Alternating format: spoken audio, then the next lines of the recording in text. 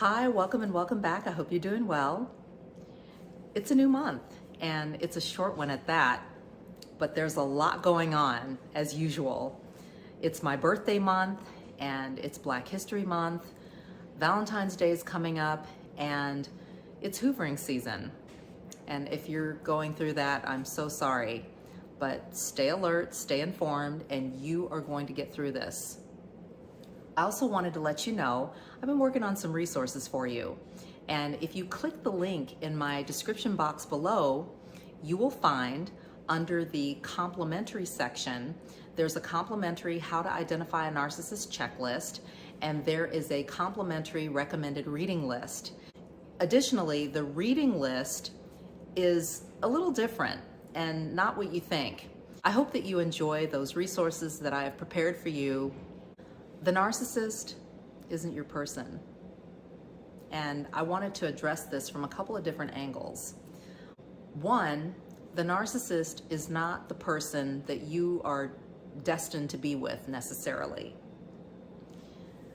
This could be personally or professionally. You could be in a toxic work environment, for example. Maybe the company that you work for is a narcissistic safe haven, and you've been convinced or maybe felt compelled to stay for various reasons. It could be financial. It could be you don't want to pay back your relocation money or whatever the case is, or it's prestigious and you don't want to let go of the prestige that comes with being associated with that organization. But you could also be dealing with a narcissistic boss or a toxic coworker. More on the personal side, you could be in a narcissistic marriage relationship, or you could be in a dating relationship of some kind, or have fake friends, or a narcissistic colleague, or collaborator, or you could have a narcissistic child. Either way, the narcissist is not necessarily the person that you are destined to be with. And with Valentine's Day coming up, I definitely wanted to impress that upon you, because I think on some level that everyone is looking for their person, or hopes at some point in their life to meet their person or find their person some way, somehow, someplace, someday. And obviously the media and various organizations play into that as well.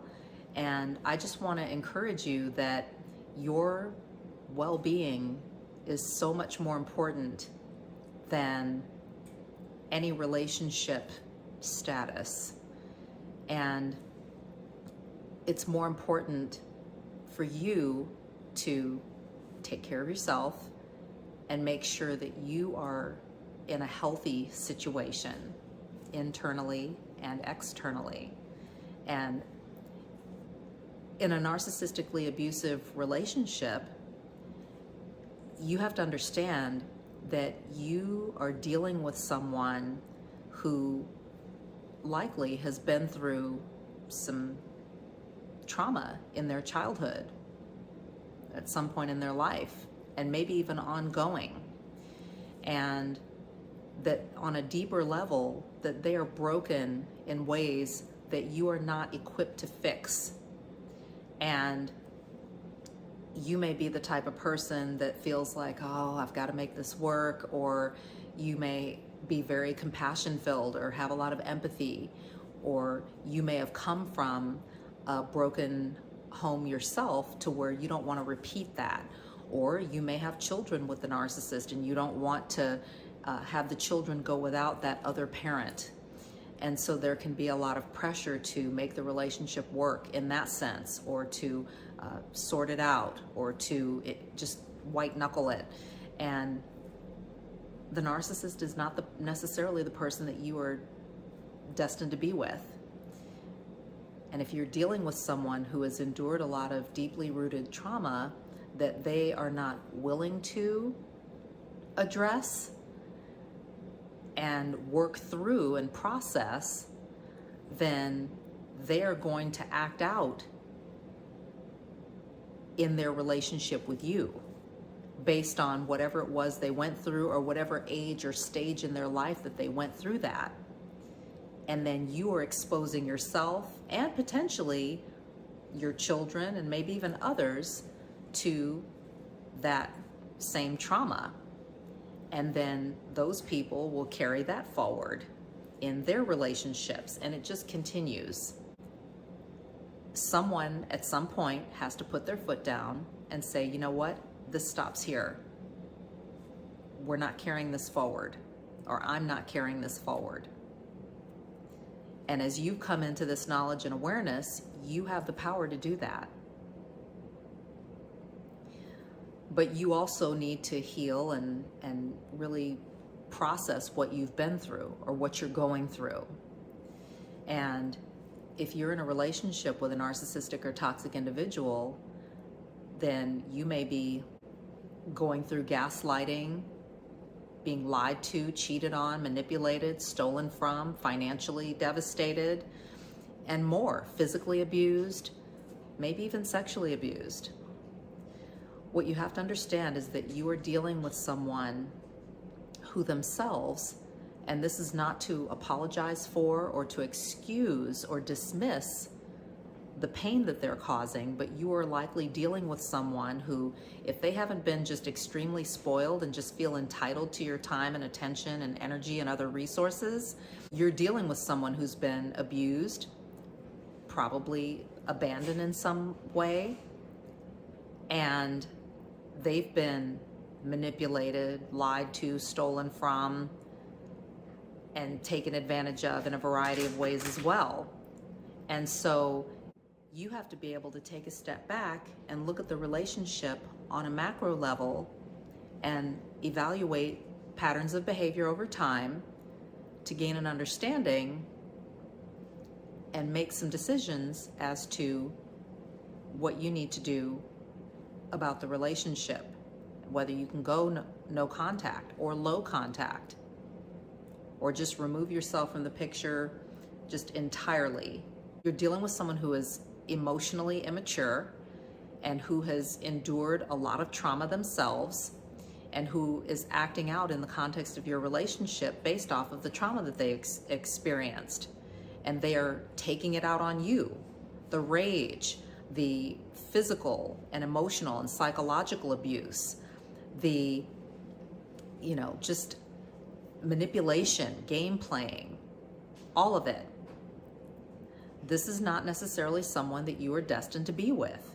And you deserve so much more than to be with someone who is using and abusing you and treating you in that way. Regardless of what happened to them, you had no role in that. But within the context of your relationship, if the narcissist hasn't dealt with their trauma, they are going to act out with you based on whatever they went through. The other angle that I wanted to talk about is that the narcissist is not the person that you are destined to save or help. If you have a lot of empathy, a lot of compassion, you tend to be more of a serving, helping kind of person, kind-hearted, try to see the good in people. It may be tempting to want to reach out to the narcissist, to want to help them, especially if you understand trauma and how trauma works and those adverse childhood experiences and how trauma plays out within a person's body and in their life and in their relationships with others.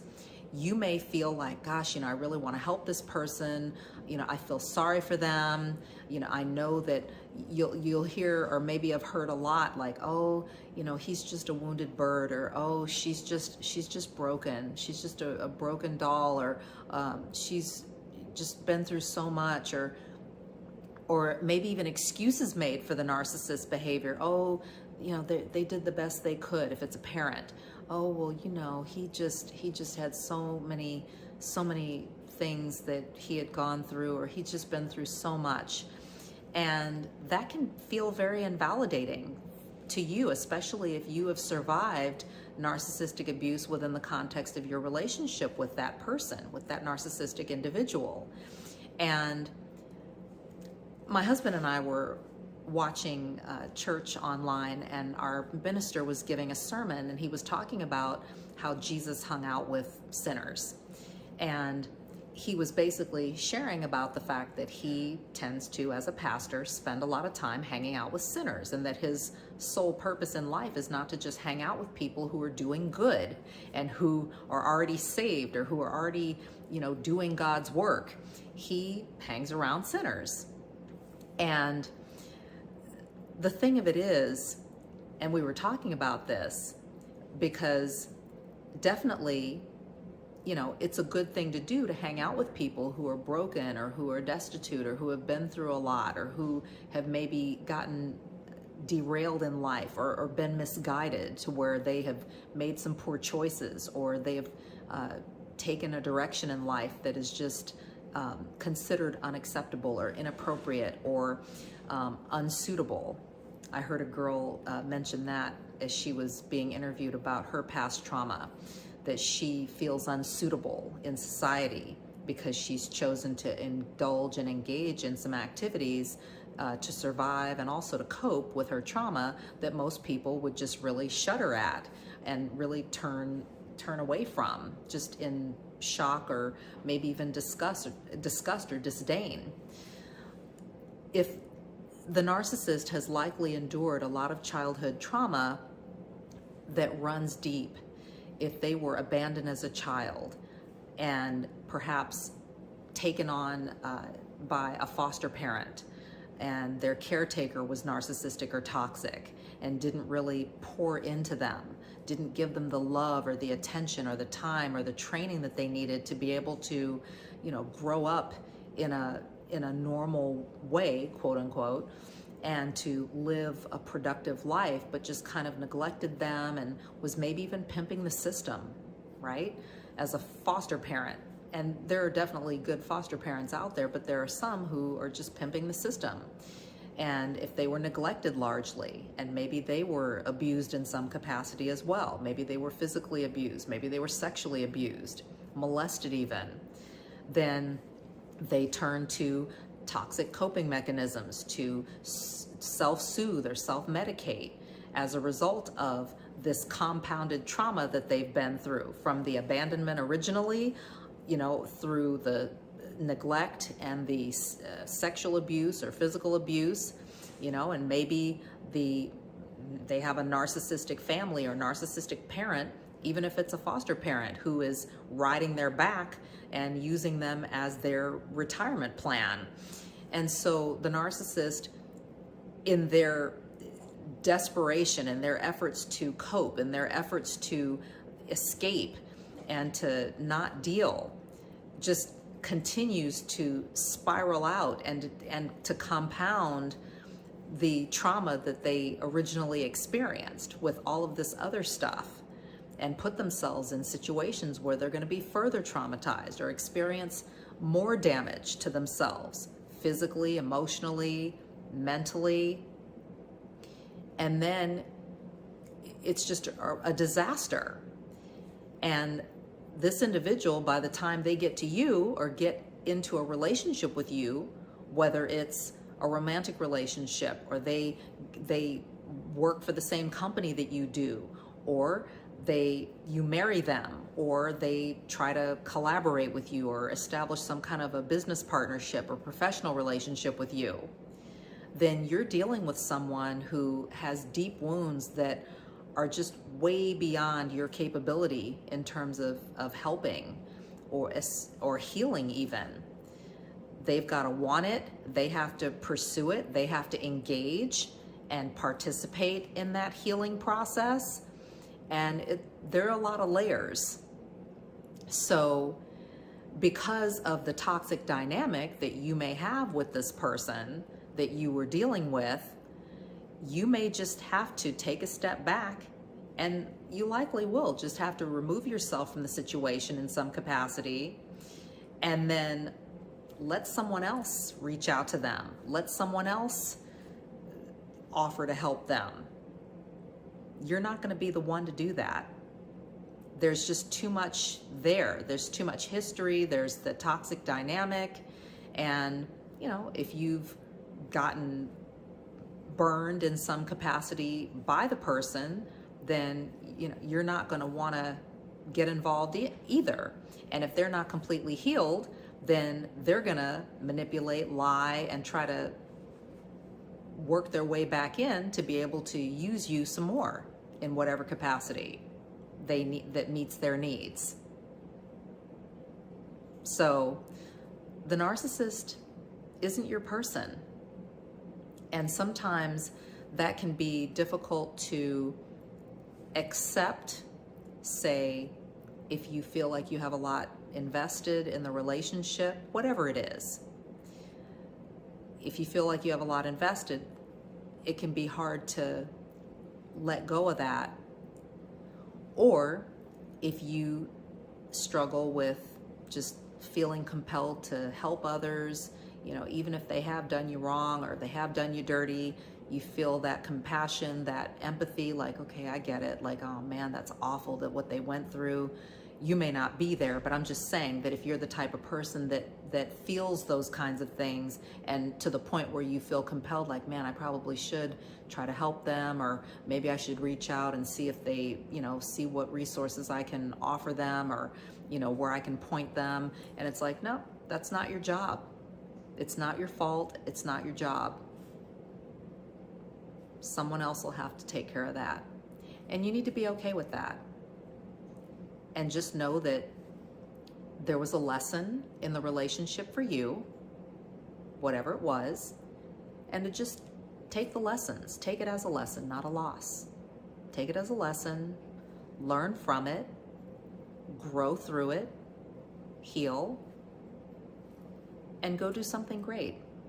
You're not alone, and you're not crazy. Know who you're dealing with, know who you are. Take care, and I'll talk to you soon. Bye-bye.